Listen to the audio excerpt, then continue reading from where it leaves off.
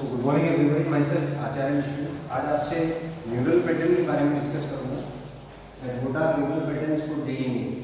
आइए इसको एक इलस्ट्रेशन से समझते हैं। मान लीजिए आपको किसी बॉडी पे लगने वाले फोर्स का ग्राफ दिया हुआ है टाइम के साथ, और इनिशियल फोर्स 100 न्यूटन है, gradually decreases to 0 intensity, mass 2 kg है, initial speed 10 metre per second है। आपको work done by the force निकालना है। तो पहले 5-10 सेकंड इस सवाल को सोचिए कैसे आप इसको बनाएंगे। Just think.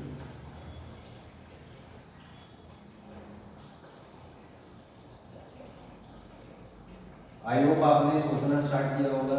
तो वर्क डन होता है इंटीग्रेशन ऑफ एफडीएस, लेकिन यहाँ पे F as a function of time दिया है तो चलेगा नहीं। सेकेंड थॉट आपका होगा कि force as a function of time दिया है तो हम इम्पल्स निकाल लें। इम्पल्स से वेलोसिटी आ जाएगा, वेलोसिटी से स्पीड, स्पीड से काइनेटिक एनर्जी, काइनेटिक एनर्जी से चेंजिंग काइनेटिक एनर्जी, और वही वर्क डन के इक्वल होता है as work done by force. तो आपने देखा ये क्वेश्चन सोल्व करने के लिए मेरे को ये थिंकिंग पैटर्न पता होना चाहिए, क्योंकि अगर ये थिंकिंग पैटर्न मुझे नहीं पता होगा, मैं इसको डिकोड नहीं कर पाऊंगा तो मैं क्वेश्चन नहीं बना पाऊंगा।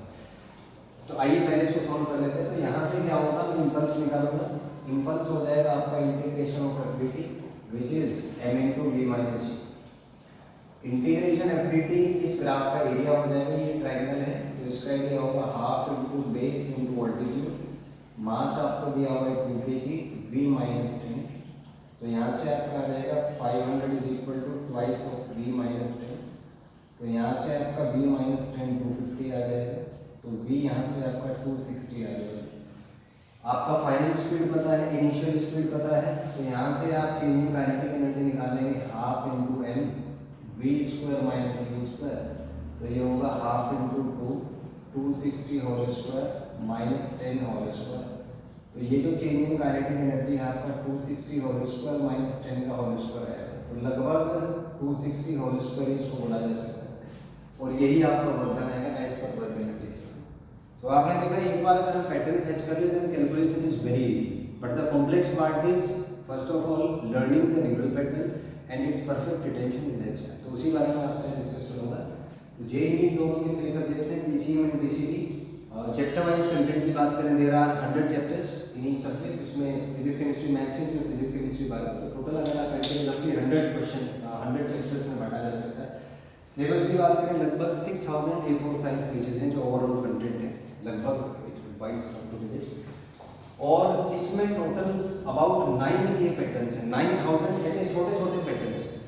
आपने देखा होगा कोई अगर शार्प है स्टूडेंट, उसको आप कोई क्वेश्चन दीजिए, वो कुछ ही मिनटों के अंदर या कुछ ही सेकंड में क्वेश्चन कर देता है, क्योंकि उसको वो न्यूरल पैटर्न्स पता है।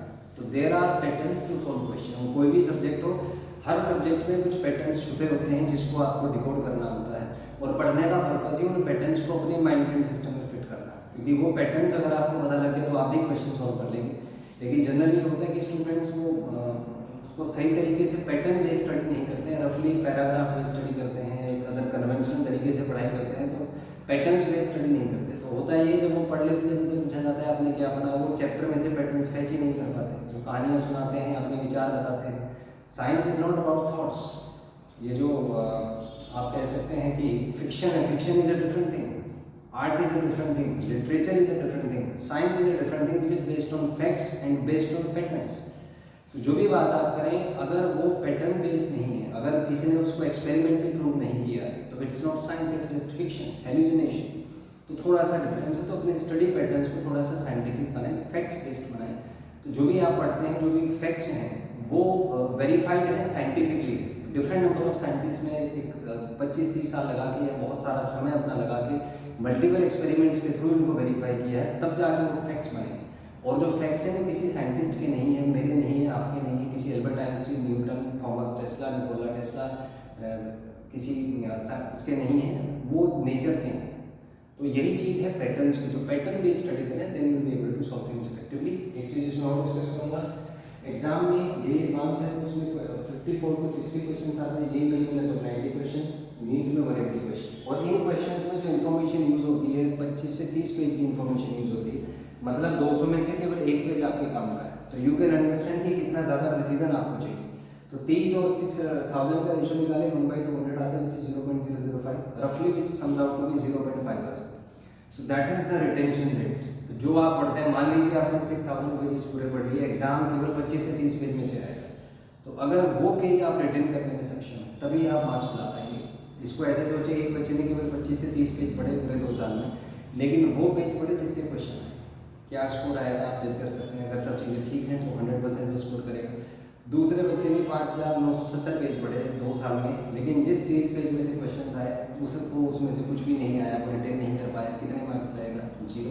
वेल ये तो एक्सट्रीम केसेस हैं, कुछ मीडियोकर लेवल पे बात बनती है। कुछ क्वेश्चन ऐसे आएंगे जो आप रिटेन करने में सक्षम होंगे, कुछ रिटेन करने में सक्षम नहीं होंगे, तो मिक्स होकर ही चीज़ें बनती हैं। और ये जो रिटेंशन का पैटर्न है, 2 साल में आप जो टेस्ट देते हैं, जो प्रैक्टिस करते हैं, जो आपकी वर्कशीट है, बहुत सारे फैक्टर्स पर डिपेंड करता है। सो अल्टीमेट गेम इज कि एग्जाम में जो आता है, अगर उसका पैटर्न आपके पास है तभी आप एग्जाम में अच्छा स्कोर कर पाएंगे, तभी आप एग्जाम क्रैक कर पाएंगे। तो थोड़ा सा एक साइंटिफिक तरीके से चलें, एग्जाम में क्या आएगा उसको पहले सोच में रखें। अगर एग्जाम में जो क्वेश्चंस हैं उसका न्यूरल पैटर्न आपको पहले से आता है तभी आप क्वेश्चन सोल्व कर पाएंगे।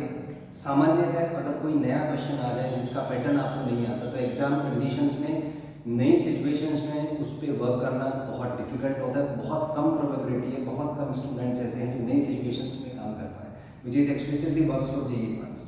तो ये लिमिटेशंस के अंदर रह के आप काम करें, तो जो भी आप मेहनत करते हैं मेक श्योर कि वो आप फाइनली उसको रिजल्ट में कन्वर्ट करने में सक्षम हों, ताकि आप लाइफ में सक्सेसफुल हो पाएँ और पर्सनल, प्रोफेशनल और स्पिरिचुअल डायमेंशंस ऑफ लाइफ में उन्हें प्रेजेंट सक्सेस हासिल करें। If you have any doubt you can ask in the comment section. Thank you and have a nice day.